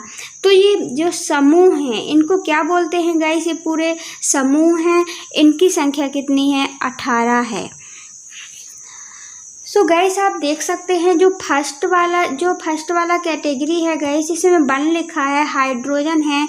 तो ये आवर्त जो होते हैं गाइस, ये ऊपर से नीचे आने में इनकी संख्या बढ़ रही है। जैसे फर्स्ट आवर्त यहाँ पे है, हाइड्रोजन है, फिर लिथियम है, इसके जो 2 नंबर पे है, तो ये बेरियम भी 2 ही नंबर पे है, एल्यूमिनियम 2 ही नंबर पे है, सिलिकॉन, फास्फोरस, क्लोराइड तो इनके दूसरे नंबर में है। तो गाइस इनके कोषों की संख्या कितनी होगी, कोषों की संख्या इतनी, इसकी 2 होगी। कितनी होगी, कोष की संख्या 2 होगी। और ये तीसरे नंबर में सोडियम पड़ता है, मैग्नीशियम पड़ता है, तीसरे नंबर में sodium, magnesium, aluminium, silicon, phosphorus, sulphur, chloride और आर्गन, इनकी तीसरे नंबर पे पढ़ते हैं गाइस। तो तीसरे नंबर पे पढ़ते हैं तो इनकी जो वो कोषों की संख्या होगी गाइस, तो वो कितनी होगी, 3 होगी। सोडियम में कितने कक्षा बनेंगे गाइस, तो कितने बनेंगे 1 2 और 3 बनेंगे। मतलब यहाँ प्रोटॉन होगा, ये इलेक्ट्रॉन की संख्या है, इलेक्ट्रॉन होंगे, यहाँ पे और भी इलेक्ट्रॉन होंगे। तो कितने हैं गाइस इसमें कोष बनेंगे, वो 3 बनेंगे। इसमें देखें गाइस, इसमें देखेंगे 5 नंबर में, तो इन सभी के जितने भी हैं ये 5 नंबर की लाइन में, तो इनकी जो कक्षा बनेगी गाइस, तो वो 5 बनेगी। 1 2 3 4 और 5 इस प्रकार बनेगी इसकी कक्षा। समझ लो जो ऊपर से नीचे आते हैं, तो जब हम आवर्त सारणी हो, आवर्त क्षैतिज रेखा या आवर्त में गाइस, इसको पीरियड बोलते हैं इंग्लिश में। जब हम ऊपर से नीचे आते हैं तो कक्षा की संख्या गाइस इसमें बढ़ती जाती है। क्या होती है? बढ़ती जाती है। आई होप गाइस आपको समझ में आ गया होगा। जिसमें जैसे यहाँ पे FR, फिर हाँ जो 7 नंबर है, 7 नंबर का आवर्त है, तो 7 नंबर इन सभी की संख्याओं की जो कोष की संख्या होगी गाइस, वो कितनी होगी? 7 होगी। 1 2 3 4। देखिए जो इनको इलेक्ट्रॉन बोलेंगे अपन, और ये क्या है यहाँ पे? प्रोटॉन और प्रोटॉन होते हैं। क्या होते हैं? न्यूट्रॉन और प्रोटॉन होते हैं। तो न्यूट्रॉन और प्रोटॉन होते हैं वो परमाणु संख्या के बराबर होते हैं। सो गाइस यहाँ पे देख सकते हैं आप जो हाइड्रोजन की परमाणु संयोजकता, अभी तो हमने क्या देखा? आवर्त फलन की, मतलब कोषों की संख्या यदि दूसरे नंबर में है, तो दूसरे नंबर में जो तत्व आते हैं गाइस, जैसे लिथियम आता है, बेरियम आता है, एल्यूमिनियम, तो जितने भी होंगे तो उनकी कोषों की संख्या कितनी होगी? 2 ही होगी। अब देखते हैं गाइस, हमने आवर्त के आधार पर देखा इनकी पूर्णों की संख्या समान होगी। यहाँ पे ऊपर से नीचे आने में कोषों की संख्या बढ़ती जाती है। सो गाइस अब अपन देखते हैं समूह के आधार पर। अब समूह हमने देखा था, समूह की संख्या कितनी है? 18 है। और जैसे ही हम 18 है, मतलब H समूह, यहाँ पे वन है, वन समूह वाले जितने भी तत्व होंगे गाइस, तो अपन ये वन समूह वाला तत्व है, तो इनकी संख्या इनको अपन किस आधार पर बांटा जा सकता है? इनको सो गाइस जो हमने देखा अभी कि आवर्त में, अब हम देखते हैं समूह में जो हाइड्रोजन वाला की जो संयोजकता है गाइस, संयोजकता मीन्स होता है बाहरी कक्षा, बाह्यतम कक्षा। तो इसकी संयोजकता के बारे में देखेंगे। जैसे हाइड्रोजन है, हाइड्रोजन की संयोजकता तो एक ही है, लेकिन लिथियम की भी हम लास्ट में देखेंगे, सोडियम की भी। तो इनकी जो बाह्यतम कक्षा की संयोजकता में समानता पाई जाती है।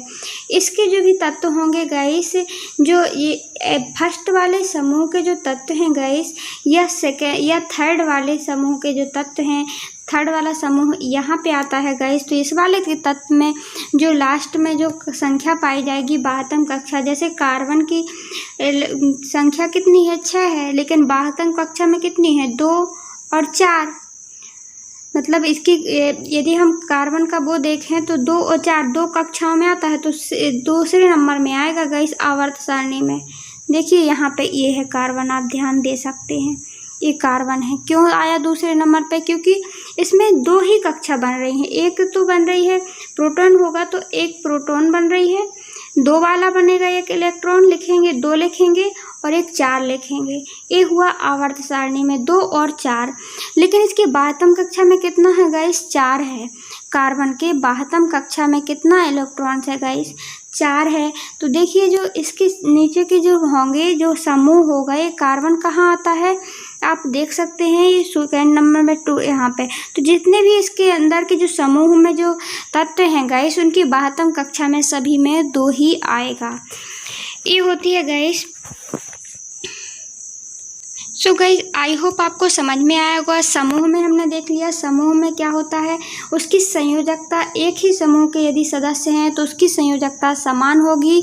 और यदि एक ही आवर्त के कोई भी सदस्य हैं, एक ही आवर्त के तत्व हैं, यदि चौथे नंबर का आवर्त आ जाता है गाइस कैल्शियम का, तो उसकी संयोजकता कितनी होगी? सबकी 4 होगी। कैल्शियम की, चाहे सियोन्स ले लो, चाहे आप कोई भी इनका तत्व ले लेंगे चौथे नंबर वाले की आवर्त पीरियड टाइम का, तो उसकी जो इलेक्ट्रॉनिक विन्यास बनेगा उसमें 4 इलेक्ट्रॉन पाए जाएंगे। 4 होगी, 2 होगी, 8 होगी, 2 होगी 8, 2 होगी 8 होगी 8 होगी और फिर 4, ऐसी समथिंग पाई जाती है। सो गाइस आप पढ़ लीजिए यहाँ पे, किसी आवर्त में पाए जाने वाले कोषों की संख्या समान होगी। आवर्त में जो कोष पाए जाएंगे हमने बता दिया है हमने। एक समूह में पाए जाने वाले सभी तत्वों में संयोजी इलेक्ट्रॉन की संख्या भी समान होती है। मतलब संयोजी इलेक्ट्रॉन की संख्या समूह में, तो गाइस समूह में हम देखते हैं ऐसे बॉक्स बनता है ऊपर से नीचे में। यदि फर्स्ट वाला समूह है तो इसकी संयोजकता सभी तत्वों की, मतलब 12वीं कक्षा, जैसे हमने 6 का बताया था, कार्बन का बताया था, कार्बन की 12वीं कक्षा में कितने इलेक्ट्रॉन होते हैं आगे, तो 2 लेंगे। फिर यदि बचेगा तो 8 आएगा, लेकिन 8 लेंगे तो 10 ना हो जाएगा, तो इसके लिए कितना बचा, 2 में से 2 और तो 4 आएगा। तो 2 दूसरे वाले इलेक्ट्रॉन की संख्या होगी। आवर्त इसका दूसरा होगा, क्योंकि 2 हमने चीज़ देखी है, 2 इलेक्ट्रॉन देखे हैं। यहाँ पे 2 और 4 2 इलेक्ट्रॉन है, और इसकी जो गैस संयोजकता है तो वो कितनी है, 4 है। तो कार्बन में जितने भी जहाँ पे कार्बन होगा उसका समूह, जिस वाले समूह में होगा गैस कार्बन, जैसे यहाँ पे कार्बन लिखा तो इसके नीचे भी जो भी तत्व आएंगे गैस, उसकी संयोजकता क्या होगी गैस, मतलब 4 ही होगी। क्योंकि 12वीं कक्षा देखते हैं तो 12वीं कक्षा में 4 है, तो जिसके यदि इस वाले ग्रुप के, इस वाले समूह के यदि थर्ड वाला समूह है तो इसमें सबकी संयोजकता कितनी होगी, 4 ही होगी। आप देख सकते हैं गाइस, कार्बन के जो जिस वाले समूह में आता है 1 2 3 4 5 6 7 8 9 10 11 12 13 14, तो 14 वाला में आता है क्या, कार्बन समूह में आता है, 14 नंबर के समूह में आता है। तो 14 नंबर के समूह में आता है, इसकी संयोजकता 12वीं कक्षा की कितनी है गाइस, 4 है। तो हम देखेंगे कि इसकी जो 14 नंबर में जितने भी तत्व आएंगे उनकी संयोजकता कितनी होगी गाइस, 4 ही होगी। आई होप आपको समझ में आया हो। समझ में आया है तो लाइक कीजिए। देखिए आधुनिक आवर्त सारणी की अब देखेंगे अपन प्रवृत्ति। सो अपन ने कुछ टॉपिक तो इसके कर लिए हैं गाइस। देखिए ये आधुनिक आवर्त सारणी की प्रवृत्ति में देखेंगे तो अपन 4 भागों में इसको बांट देंगे। अपन इसकी संयोजकता देखेंगे, परमाणु साइज के आधार पर बांटा है, धात्विक गुण और अधात्विक गुण। आई होप आपको याद हो गए होंगे। देखिए जो आधुनिक आवर्त सारणी यदि आपको कोई पूछे तो आप बता सकते हैं उसको किस किस आधार पर बता सकते हैं गाइस।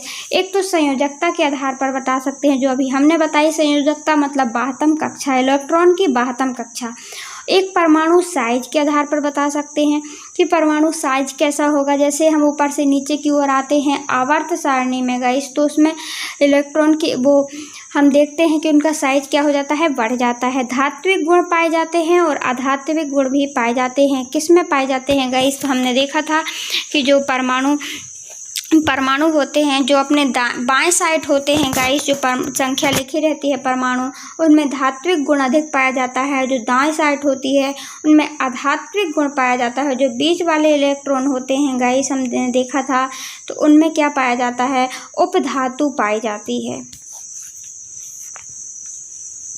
सो गाइस देखते हैं अपन इस सारणी में हम देखे लेते हैं गाइस। ये यहाँ पे जो इस वाले देखिए ये है, यहाँ के जो यहाँ से क्या है उपधातु है, बीच में क्या है गाइस, बेरियम, सिलिकॉन, गैलियम्स, एवेस्ट्रैक्स, ये सब क्या है गाइस, उपधातु हैं। मतलब धातु के भी गुण मिल जाते हैं और अधातु के भी गुण मिल जाते हैं। और जो इस वाली संख्या है गाइस आवर्त सारणी के दाएं ओर वाली संख्या है, तो हमने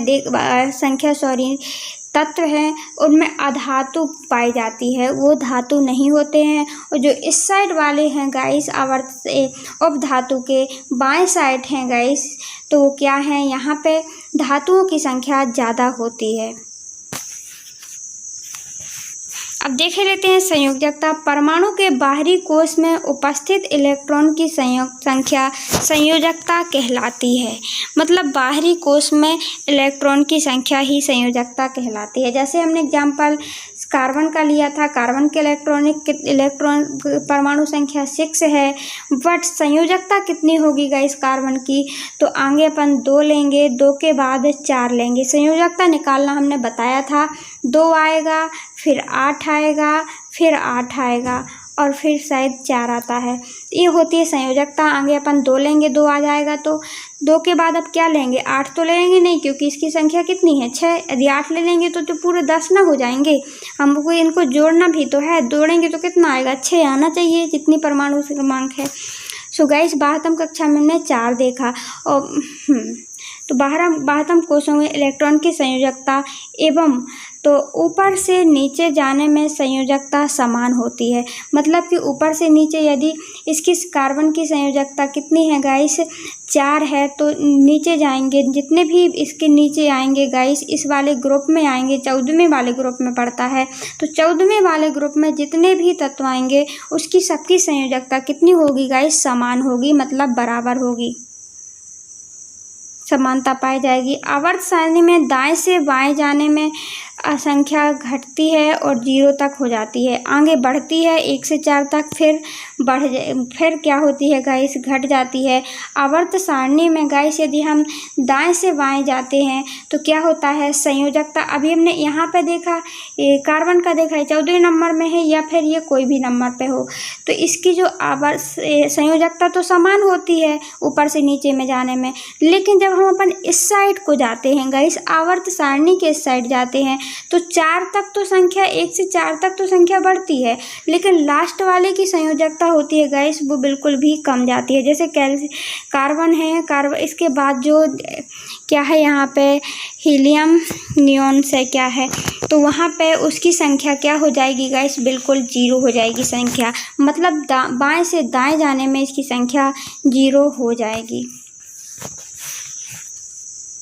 संयोजकता पढ़ ली गाइस हमने। ऊपर से नीचे आने में क्या होती है, समानता होती है, और दाएं से बाएं जाने में क्या हो जाती है गाइस, वो आगे बढ़ती है फिर घट जाती है। संयोजकता पढ़ ली गाइस। अब देखते हैं हम आवर्त सारणी में, एक है संयोजकता, दूसरा है परमाणु साइज। परमाणु साइज में क्या होता है, केंद्र से बाह्यतम कोश की दूरी परमाणु संख्या में समानता पाई जाती है। केंद्र से बाह्यतम कोश की दूरी परमाणु संख्या होती है। परमाणु संख्या होती क्या है गाइस, तो हम देखते हैं जो हमने इलेक्ट्रॉनिक विन्यास बनाया था तो वहाँ का केंद्र होता है गाइस, केंद्र होता है, केंद्र से बाह्यतम कोश की दूरी। बाह्यतम कोश जैसे हमने 6 का बाह्यतम कोश, कार्बन का बाह्यतम कोश निकाला था 2 और 4, तो 2 क्या था गाइस, यहाँ पे इलेक्ट्रॉन प्रोटॉन रहेंगे, यहाँ पे इलेक्ट्रॉन कितना हो जाएगा, 1 इलेक्ट्रॉन हो जाएगा 2 और 1 हो जाएगा 4। तो बाह्यतम कोश की दूरी गाइस 2 की ज़्यादा है कि 4 की, तो ये है केंद्र। केंद्र से बाह्यतम कोश की दूरी कितनी है गाइस, ये ज़्यादा, देखिए 4 वाली ज़्यादा दूर है, ये 2 वाली तो पास में है। ये होती है गाइस, ये होती है परमाणु साइज। केंद्र से बाह्यतम कोश की दूरी ही परमाणु संख्या या परमाणु त्रिज्या कहलाती है। समूह के ऊपर से नीचे आने में परमाणु साइज बढ़ेगा।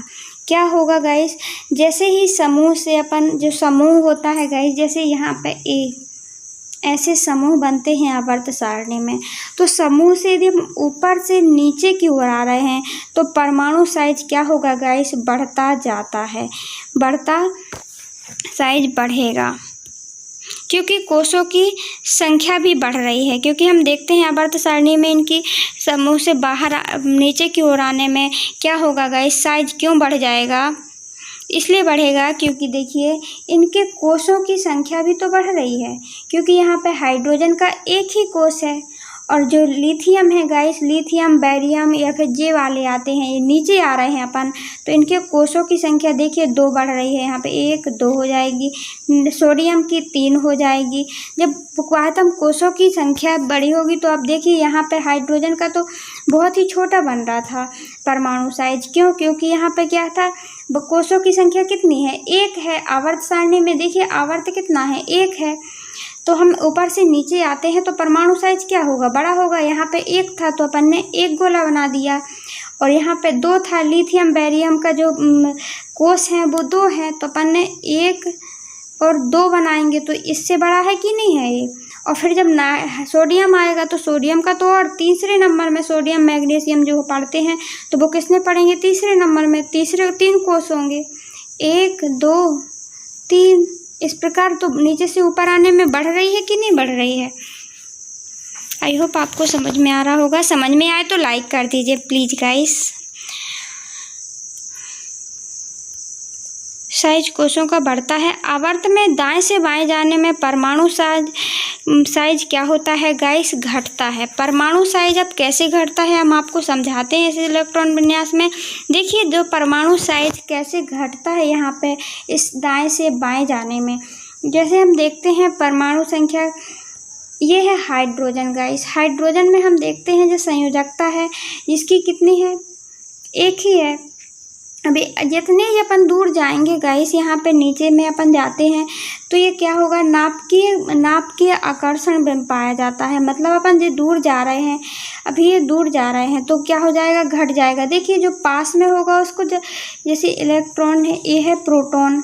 प्रोटॉन के पास में क्या है? ये वाला इलेक्ट्रॉन है, तो इसको ज़्यादा सटीकता से पकड़ेगा। फिर ये दूर है गाइस, तो दूर है तो फिर हमने देखा ये और ज़्यादा दूर हो गया, ये और ज़्यादा दूर हो गया, तो आकर्षण बिंब घटेगा कि नहीं घटेगा? ये इनको ज़्यादा पकड़ेगा कि इसको ज़्यादा पकड़ेगा? क्योंकि इसको खिंचाव ज़्यादा होगा।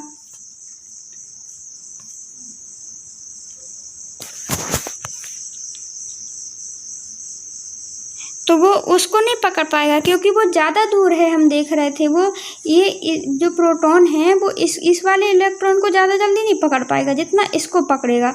तो क्योंकि नाभिकीय आवेश में वृद्धि होती है और ये घटता जाता है।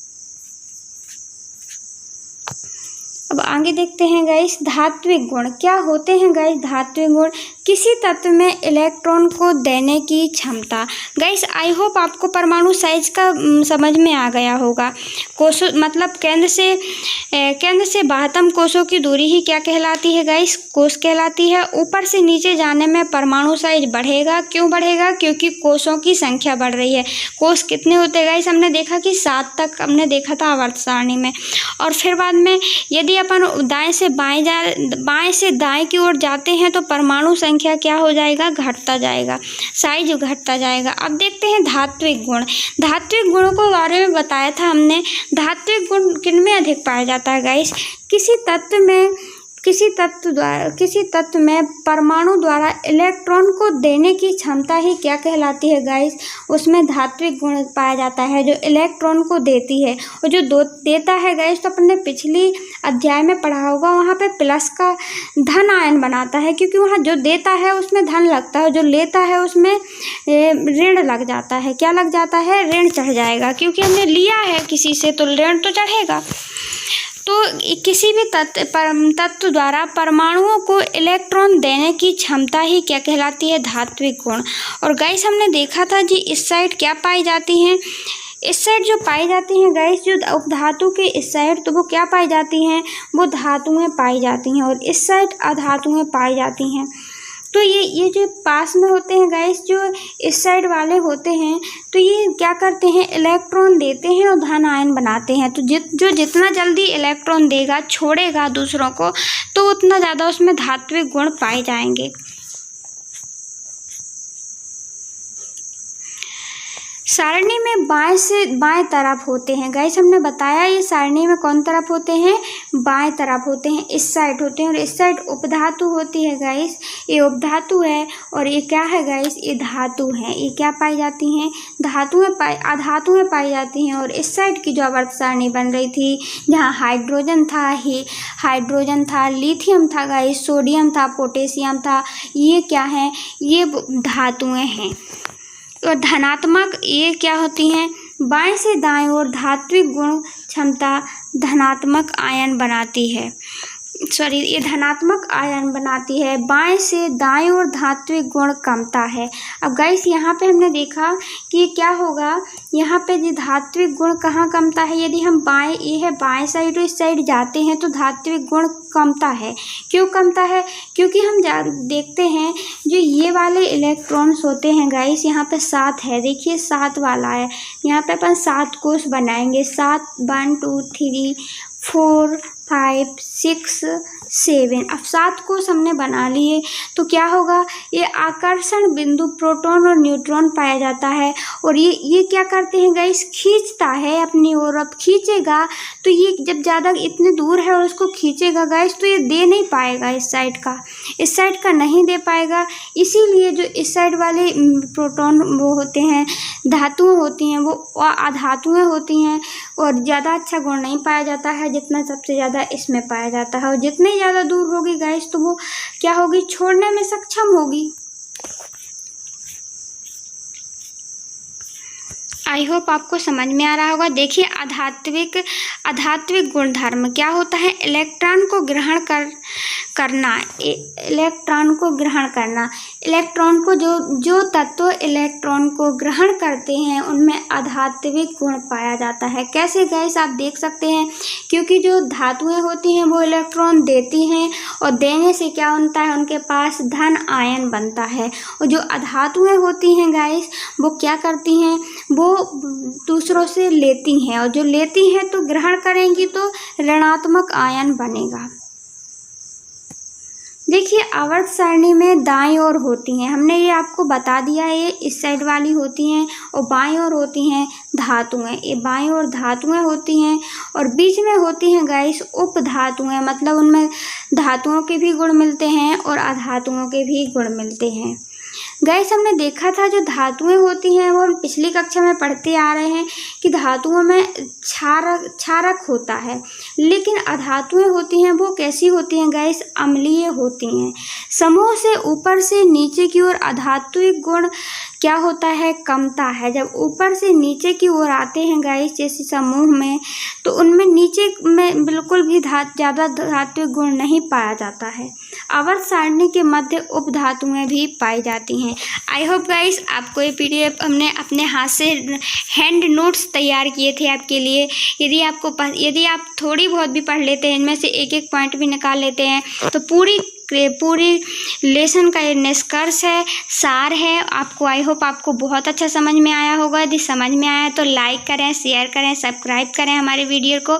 और कोई भी इससे संबंधित कोई भी वीडियो चाहिए हो, पार्ट चाहिए हो, तो आप कमेंट बॉक्स में कमेंट कर सकते हैं, हम उसको बनाने की कोशिश करेंगे पूरी। So thanks for watching guys, मिलते हैं किसी नेक्स्ट टॉपिक पर। वैसे तो हमने फुल कोशिश की है, यदि आपको समझ में ना आया है तो 1 से 2 बार भी वीडियो को देख सकते हैं।